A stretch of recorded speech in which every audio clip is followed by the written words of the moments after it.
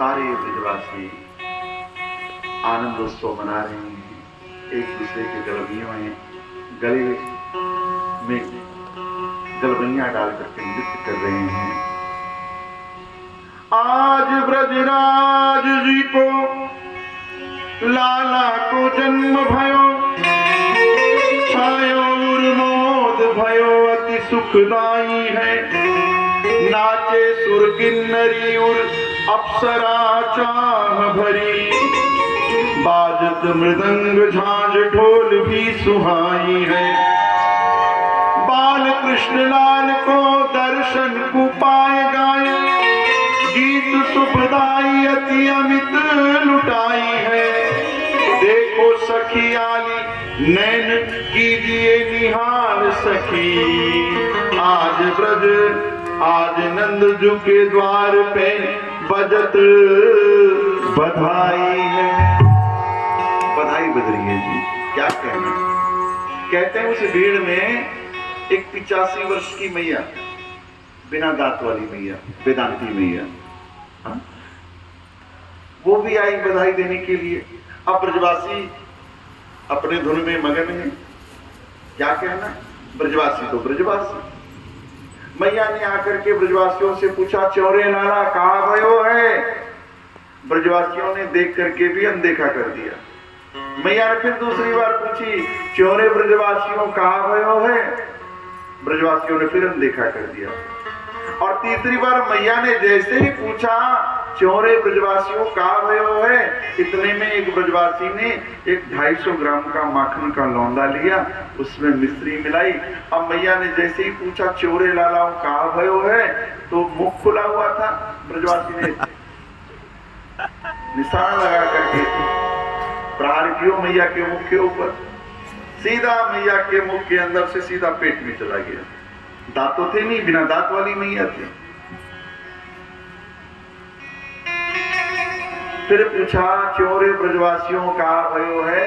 ब्रजवासियों ने कहा, मैया तेरो मुंह मीठो है गयो और तू पूछ रही है कहा भयो है।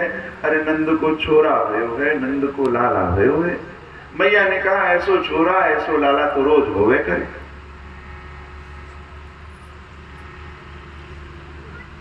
आज नंद महोत्सव का 6ठा दिन है। कंटिन्यू 6 दिन से नंद महोत्सव मनाया जा रहा है और आज ठाकुर की छठी है। आप लोग बालकों की छठी मनाते हैं ना, तो अष्टमी को आए और आज चतुर्दशी तिथि है। कन्हैया की छठी मनाई जा रही है। इधर कंस ने आपातकालीन मीटिंग बुलाई। कंस के जितने भी असुर दैत्य थे सब एकत्रित हो गए और उस सभा में कंस ने जितने भी असुर थे सबको आदेश दिया कि तुम लोग ब्रजमंडल में जाओ और जाकर के जितने भी बालकों का जन्म हुआ है उन सब बालकों को मार डालो। तो सभा में, उस मीटिंग में पूतना भी बैठी हुई थी। पूतना ने कहा, सरकार क्षमा करना, अगर सब लोग ब्रजमंडल में प्रवेश करेंगे जाएंगे तो आगजनी फैल जाएगी, हिंसा फैल जाएगी, ब्रजवासियों के मन में विद्रोह की भावना उत्पन्न होगी, यह ठीक नहीं होगा। तो कंस ने कहा, देवी आप ही बताओ फिर क्या करें। बोले, महाराज ये कार्य आप मुझको दो, इस कार्य को मैं भली भांति कर सकती हूँ क्योंकि मुझे रूप बदलना आता है और मैं रूप बदल करके जाऊंगी, अपने वक्षस्थल में विष लगा करके जाऊंगी और जितने भी बालकों का जन्म हुआ है सबको मार डालूंगी। कंस ने कहा, ठीक है देवी। कंस की अनुमति मिली और पूतना चल पड़ी। अब जैसे ही चली, नवजात शिशुओं को मारने के लिए जिनका अभी अभी जन्म हुआ है 2-4-5 दिन पहले, मेरे प्रभु ने सोचा जिन बालकों का अभी अभी जन्म हुआ है, जिन्होंने संसार को देखा है, उन्होंने इसका क्या बिगाड़ा है। ये निअपराध बालकों को मारेगी। एक काम करता हूं, इसको सीधे अपने पास बुला लेता हूं। और भगवान ने ऐसी प्रेरणा दी, उर प्रेरक रघुवंश मन, ऐसी प्रेरणा दी कि पूतना सीधे गोकुल पहुंच गई। ठाकुर की छठी मनाई जा रही है, नंद महोत्सव चल रहा है। और जैसे ही ये पहुंची, सारे ब्रजवासियों की दृष्टि इसके ऊपर। परम सुंदरी, अद्भुत स्वरूप, अद्भुत श्रृंगार, और इस गोपी को कभी देखा नहीं था। सारे ब्रजवासी टकटकी लगा करके पूतना को देख रहे हैं और रास्ता देते जा रहे हैं। सीधे नंद भवन के आंगन में पहुंची, मैया की गोदी में बालकृष्ण हैं। सभी लोग बालकृष्ण प्रभु को आशीष दे रहे हैं, बधाई दे रहे हैं, मंगल कामना कर रहे हैं। पूतना ने जाकर के मैया के चरणों में प्रणाम किया। मैया पाए लागू, अपने आप बोलते हैं ना, पाए लागू, मैया पाए लागू। मैया ने देखा पूतना की तरफ, चोरे गोपी तू कहां से आई है? मैया निक हम भी ब्रज 84 से ही आई हैं। निक हमको पतो चलो कि आपके यहाँ लाला को जन्म भयो है, सो निक लाला के जन्म की बधाई देने के ताई हम आई हैं। भैया लाला के जन्म की आपको बहुत बहुत बधाई, बहुत बहुत मंगल कामना। मैया ने कही ये लाला मेरो थोड़ी है, ये लाला तो मोको जो प्राप्त भयो है, तुम लोगन के आशीर्वाद से ही मोको लाला की प्राप्ति हुई है। आपको मालूम है 80 वर्ष की आयु में मैया को बालकृष्ण की प्राप्ति हुई।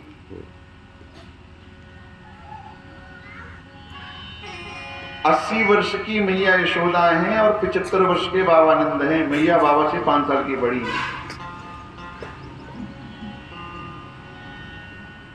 और 80 वर्ष की आयु में मैया के स्तनों से अपने लाला के लिए निर्झर अमृत छूटता है। सोचिए कैसा वात्सल्य है उस मैया यशोदा का अपने कृष्ण के लिए, अपने लाल के लिए। मैया अपना पैपान कराती हैं लाला को। ये लाला तुम लोगन के आशीर्वाद से ही मोको प्राप्त भयो है। पूतना ने कही मैया निक लाला का हमको भी तो दर्शन कराओ, निक हम भी तो दर्शन करें, दर्शन की ताई आई हैं। अब भोली भाली मैया को कहा मालूम कि राक्षसी है, रूप बदल करके आई है। मैया ने बालकृष्ण प्रभु को पूतना की गोदी में दे दिया और व्यस्तता थी, भीड़ भाड़ थी, मैया अपने कार्य में व्यस्त हो गई। अब जैसे ही पूतना की गोदी में आए प्रभु, तो विष लगा करके आई है प्रभु को मारने के लिए। पूतना को देखते ही भगवान ने अपनी आंखें बंद कर ली। प्रेम से बोली श्री राधे, श्री राधे। एक बार फिर बोल दो, श्री राधे। मेरे प्रभु ने अपनी आंखें बंद कर ली। कन्हैया ने आंखें क्यों बंद की? कुछ भाव हैं संतों के, कुछ उत्प्रेक्षाएं हैं, आप उसको सुने फिर आगे बढ़ते हैं। एक संत ने कहा कि प्रभु ने आंखें इसलिए बंद की क्योंकि भगवान की एक आंख में सूर्य है और एक आंख में चंद्रमा है। सूर्य जो है वो ज्ञान के प्रतीक हैं, प्रकाश के, और चंद्रमा जो है मन के प्रतीक हैं। चंद्रमा मनसो जातक चक्षो सूर्यो अजाय।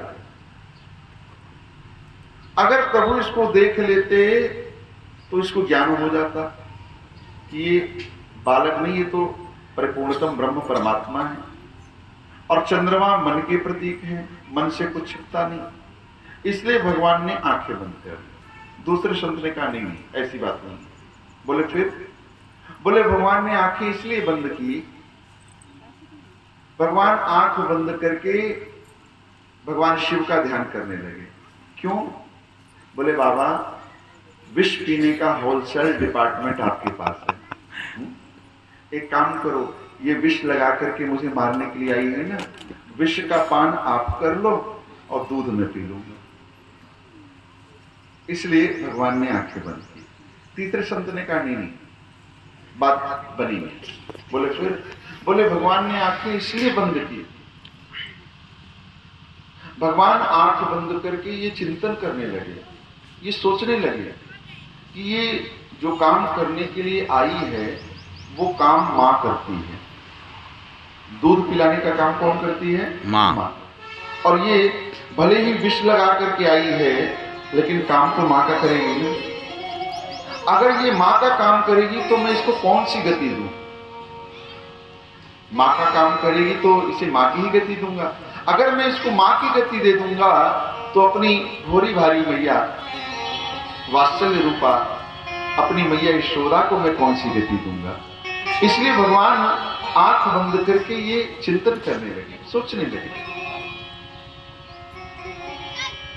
एक संत ने कहानी ली, भगवान ने आंखें इसलिए बंद की, भगवान मन में सोचने लगे कि देखो मेरे इतने अवतार हुए हैं और इतने अवतारों में 2 अवतार पूर्ण हुए। त्रेता में रामावतार और द्वापर में कृष्णावतार, और दोनों अवतारों में सबसे पहले राक्षसी को मारना पड़ रहा है।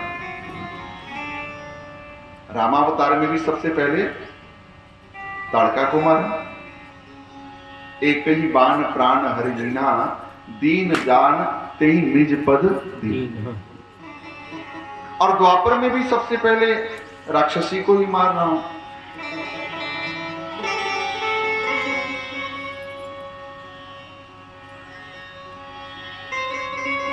इसलिए भगवान ने आंखें बंद कर दी।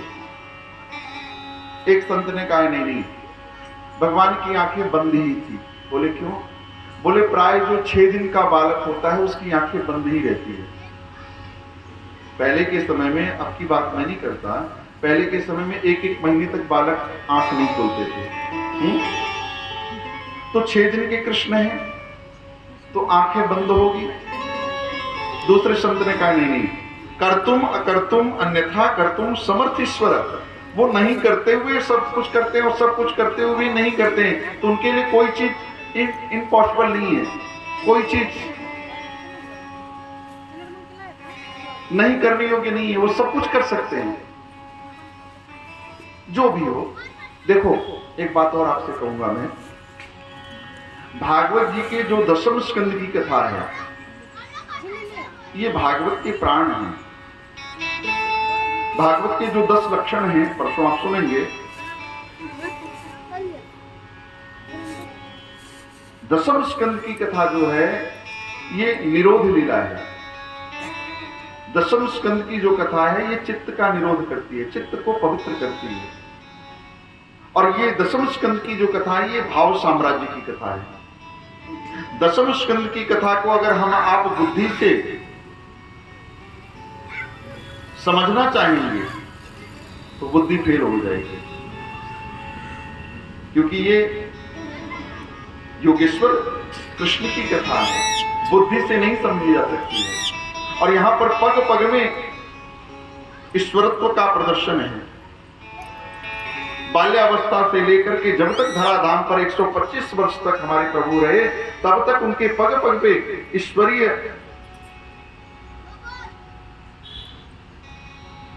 गुणों का उन्होंने प्रदर्शन किया। हाँ मैं ब्रह्म हूं, मैं परमात्मा हूं, आओ मेरी शरण में।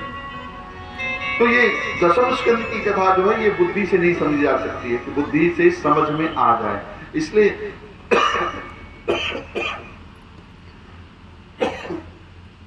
10वें स्कंद की कथा जब भी हम आप सुने, केवल भाव से सुने। ये भाव साम्राज्य की कथा है और तभी उतर भी पाएगी। पूतना ने अपनी गोदी में लिया और भगवान को पैपान कराने लगी। पूतना ने तो यही सोचा था कि जैसे ही विष का स्पर्श होगा, स्पर्श होते ही एक गिलास मंगा दे या थोड़ा गुड़ मंगा दे, मृत्यु हो जाएगी। भगवान ने पहले विष का पान किया। पूतना देख करके हैरान है, आश्चर्यचकित है कि ऐसा अद्भुत विलक्षण बालक मैंने कभी देखा नहीं अपने जीवन में। पहले विष का पान किया और विष का पान करने के बाद भगवान ने उसके दूध को पिया, पेय पान किया। और पेय पान करने के बाद भगवान उसके प्राणों को खींचने लगे। कई बार बालक को जब मां दूध पिलाती है, ज्यादा देर तक बालक पेय पान करता है, तो मां उसको दूध पिलाना बंद कर देती है। मां को परेशानी होने लग जाती है। जब भगवान उसके प्राणों को पीने लगे तो उसको ऑक्सीजन लेने में परेशानी आने लगी, श्वास लेने में दिक्कत आने लगी। प्राण निकलने लग जाए तो श्वास लेने में दिक्कत आएगी, व्याकुल हो गई। देखा कि अब तो बचना बड़ा मुश्किल है, अब तो मेरे प्राण निकल ही जाएंगे। तुरंत उसने जोर से आवाज दी, जोर से बोली, अरे छोड़ दे, छोड़ दे, हाँ छोड़ दे, छोड़ दे। आपको मालूम है 6 दिन के कृष्ण बोल पड़े। 6 दिन का बालक बोलता है, कभी सुना है आपने? कई बालक ऐसे होते हैं 1.5 2 साल 2.5 साल तक नहीं बोलते हैं, या बोलते हैं तो तुला करके बोलते हैं।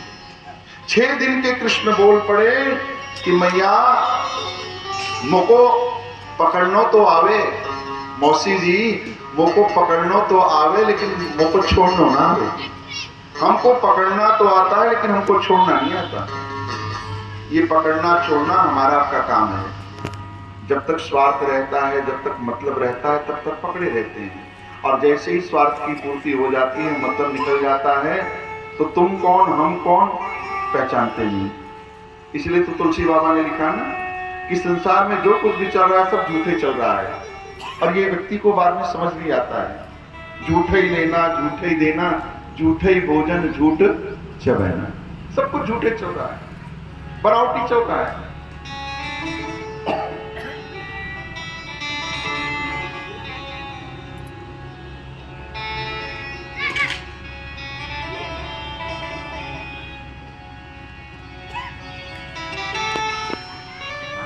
भगवान कहते हैं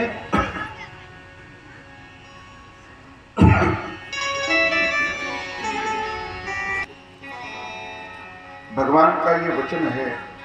भगवान कहते हैं पहली बात तो मैं जल्दी पकड़ में नहीं आता, लेकिन अगर एक बार पकड़ में आ गया तो फिर मैं छोड़ता नहीं। जल्दी पकड़ में आने वाला नहीं होगा, लेकिन एक बार पकड़ में आ गया तुम छुड़ाने का प्रयास भी करो तो तुम्हें छोड़ेगा नहीं। आप वृंदावन गए होंगे, जो भक्त बिहारी जी का दर्शन किया होगा। श्री बिहारी जी का जो श्री विग्रह है उसको किसी मूर्तिकार ने नहीं बनाया। बाकी बिहारी जी का जो स्वरूप है, श्री विग्रह है, उसको स्वामी हरिदास जी ने, जो तानसेन और बैजू बावरा के गुरु थे, उन्होंने अपने संगीत से आज से 500 वर्ष पहले प्रकट किया। ठाकुर जी का जो स्वरूप है बाकी बिहारी जी का, वो गोलोक धाम से स्वरूप आया है। और आपने देखा होगा कि बार बार ठाकुर जी को पर्दा लगाया जाता है, आधा मिनट, 1 मिनट पे पट बंद कर दिया जाता है। बहुत बार ऐसी घटनाएं घटी हैं कि ठाकुर जी अंतर ध्यान हो गए हैं, भाव से प्रेम से भरा हुआ भक्त आया, भगवान उसके पीछे पीछे चल दिए। कई बार तो वहां के गोसाइयों ने ठाकुर जी के पैरों में बेड़ियां भी डाल दी। ऐसी भी कई बार घटनाएं घटी हैं। आपको मैं बताऊं,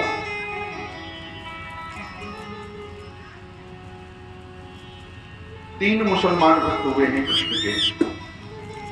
रसखान जी, मानुष हो तो वही रसखान, बसो ब्रज गोकुल गांव के द्वार, अली पठान और ताज बेगम। ताज बेगम के बारे में कहा जाता है, मैंने संतों से सुना है कि जा रही थी ताजमहल आगरा, और ये ताज बेगम जो थी ये औरंगजेब की भतीजी थी। सैनिक साथ में थे, मंत्री परिषद के सदस्य साथ में थे, महारानी है, कड़ी सुरक्षा।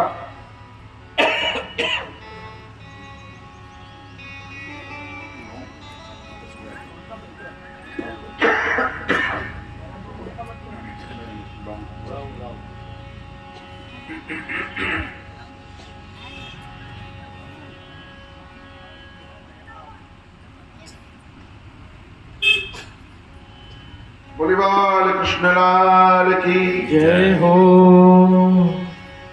आगरा जा रही थी, मार्ग में वृंदावन पड़ा तो कृष्ण के बारे में उसने सुना था कि यहाँ पर हिंदू लोग अपने खुदा की इबादत करते हैं, बंदगी करते हैं, पूजा अर्चना करते हैं। तो ताज बेगम के मन में ये भाव आया कि जरा जलकर देखो तो सही, हिंदू लोग कैसे अपने ईश्वर की, अपने खुदा की इबादत करते हैं, बंदगी कैसे करते हैं और कैसा उसका रूप है जिसकी बंदगी की जाती है। तो अपने सैनिकों के साथ ताज बेगम बांके बिहारी जी के मंदिर में आई और कहते हैं जब उसने बांके बिहारी जी का दर्शन किया, रूप का दर्शन किया, देखा तो टकटकी लगा करके देखती ही रही, पलकें उसकी गिरी ही नहीं। देखते देखते देखते देखते ऐसी स्थिति हुई कि वो अचेतन होकर के, मूर्छित होकर के नीचे गिर पड़ी। जैसे ही मूर्छित होकर के गिरी, अफरा तफरा पपड़ी मच गई। मंत्री परिषद के जो लोग थे जल लेकर के आए, जल का छिड़काव किया। क्या हुआ हमारी रानी साहिबा को? और थोड़ी देर बाद जब जल का छिड़काव किया, उसको होश आया। तो होश आने के बाद वजीर ने कहा रानी साहिबा चलें? तो उसने कहा कहाँ? बोले आप ताजमहल चल रही थी देखने के लिए, आगरा चल रही थी। तो ये ताज बेगम के शब्द हैं। ताज बेगम कहती है कि मुझे दुनिया का ताज बनाने वाला मिल गया, मैं वो ताजमहल देख करके क्या करूंगी। और वहां पर ताज बेगम ने कृष्ण के लिए एक शेर कहा। ताज बेगम कहती है, सुनो दिल जानी मेरे दिल की कहानी, सुनो दिल जानी मेरे दिल की कहानी, तुम हाथ हूं बिकानी बदनामी भी सहूंगी। देव पूजा ठानी हूं निमाज में भुलानी हूं, देव पूजा ठानी हूं निमाज में भुलानी हूं, तज कलमा पुरानी सारे गुण न गहूंगी। नंद के कुमार कुर्बान तेरी सूरत पे, हो तो मुगलानी हिंदुआनी है रहूंगी, हिंदुआनी बन के रहूंगी। आज तो तेरी बन के रहूंगी, आज से मैं तेरी बंदगी करूंगी। और पूरा जीवन वही उसने कृष्ण को अर्पण कर दिया और बहुत सुंदर सुंदर पदों की रचना की। और जब शरीर उसने छोड़ा तो संतों ने वहां पर उसकी समाधि स्थली बनाई। वैष्णव समाज में ताज बेगम का नाम बड़े आदर से लिया जाता है। ये ताज बेगम के ही पद हैं, कई पदों की रचना की। न चित्र लखा न चरित्र सुना, वह सांवर सूरत जाने ही क्या। जिसने न लखी मन मोहनी मूरत ठान ये में ठाने ही क्या। जिस मरकट ने इमली ही चखी नहीं, स्वाद सुधा पहचाने ही क्या। और जिसने कभी प्रेम किया ही नहीं, वह प्रेम की आहों को जाने ही क्या। पूरा जीवन उसने कृष्ण को अर्पण कर दिया। मेरे कहने का भाव, हमारा ठाकुर पहली बार तो जल्दी पकड़ में नहीं आता है, लेकिन एक बार पकड़ में आ जाता है तो वो फिर छोड़ता नहीं। तुम छुड़ाना भी चाहो तो नहीं छोड़ेगा, क्योंकि उसका नाम है कृष्ण। क्या नाम है? कृष्ण। और कृष्ण का अर्थ क्या होता है? कृष्ण का अर्थ होता है, हम लोग कृष्ण कृष्ण बोलते हैं, कृष्ण नहीं, कृष्ण ड़ा शुद्ध उच्चारण जो है वो कृष्ण, कृष्ण नहीं। पंजाब के लोग ज्यादातर बोलते हैं कृष्ण, कृष्णा, लेकिन जो शुद्ध नाम है वो कृष्ण। कृष्ण का अर्थ होता है करसती जीवा नाम इति कृष्ण, जो अपनी रूप माधुरी से, अपने नाम माधुरी से, अपनी लीला माधुरी से, अपने धाम माधुरी से जीव को अपनी ओर आकर्षित कर ले, उसको कहते हैं कृष्ण। और वैष्णवों का 4 मुख्य आधार है। जो भगवत भक्त हैं, कृष्ण चरणानुरागी हैं, राम चरणानुरागी हैं, शिव चरणानुरागी हैं, नारायण चरणानुरागी हैं, उनका मुख्य 4 आधार है जिसपे वो अपना जीवन यापन करते हैं। नाम, रूप, लीला और धाम। नाम का स्मरण, नाम जप, जो गुरुदेव के द्वारा आपको नाम मंत्र मिला है, बीज मंत्र मिला है, निष्ठा के साथ उसका जाप करना।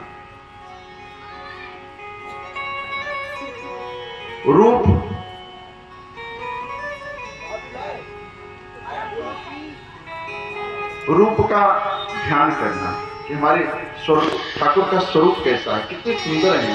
नील सरोरु नीलमणि नील नीरधर श्याम लाजन तन शोभा नृत्य कोटि कोटि सब काम। इतने सुंदर है हमारे गोविंद भगवान कि करोड़ों करोड़ों कामदेव भी उस सुंदरता को देख करके लज्जित हो जाते हैं। इतने सुंदर है। लीला, रूप का ध्यान करो, लीला का चिंतन करो। कथा सुनकर के जाओ, जैसे संसार के बारे में सोचते रहते हो या पुरानी बातें याद आ जाती है तो सोचते रहते हो, खो जाते हो उसमें, वैसे ही भगवान की लीला का चिंतन करते हुए समय बिताओ कि हमारे ठाकुर ने कितनी सुंदर लीलाएं की। और धाम, धाम में वास। प्रेम से बोली श्री राधे, श्री राधे। एक बार फिर बोल दो श्री राधे। जैसे आप लोग पिकनिक मनाने के लिए जाते हो ना, घूमने के लिए, साल में वैकेशन जब छुट्टी पड़ती है, जॉब करने वाले हो तो छुट्टी लेकर के जाते हो, 10-15 दिन का टूर होता है ना। तो वैष्णव भक्त होते हैं ना, भगवत भक्त होते हैं, वो भी जब समय मिलता है तो वो धाम में जाकर के निवास करते हैं। आजकल तो मैं देखता हूँ लोग तीर्थों में भी दर्शन की भावना से नहीं जाते, भजन की भावना से नहीं जाते, घूमने के लिए जाते हैं, पिकनिक मनाने के लिए जाते हैं और अपने आचरण से तीर्थों को भी दूषित कर देते हैं। तीर्थों में हम आप जब भी जाएं तो वहां का भाव यही हो कि भजन हो, साधना हो। वहां पे जाएं तो त्याग की भावना से जाएं। अगर वहां पर भी पूरी सुख सुविधा लेकर के जाओगे तो तीर्थों में जाने का कोई फायदा नहीं है, जाने का कोई मतलब ही नहीं है। जाओ ही मत, वो सब चीजें आपको घर में उपलब्ध है, क्या जरूरत है जाने की। वहां पर तो आपकी ये मनोवृत्ति होनी चाहिए, भूख लगे तो मांग खाइयो गिनियो साध सधे, ये भाव होना चाहिए। भजन का भाव हो, साधना का भाव हो, तब तीर्थ में जाने का आनंद है, अन्यथा जाने की आवश्यकता है। तो कृष्णति जीवानाम इति कृष्ण, जो अपने रूप माधुरी, नाम माधुरी, लीला माधुरी, धाम माधुरी से अपनी ओर आकर्षित कर ले, उसे कहते हैं कृष्ण। और हमारे ठाकुर जी की आंखों में जादू है, तेरी अखियां हैं जादू है। ऐसा जादू है, एक बार जब देख लेते हैं ना तो फिर वो उन्हीं के हो जाते हैं, फिर वो संसार के लायक नहीं रहते। बड़ा सुंदर भाव है, मेरे साथ मिलकर आप गुना लें।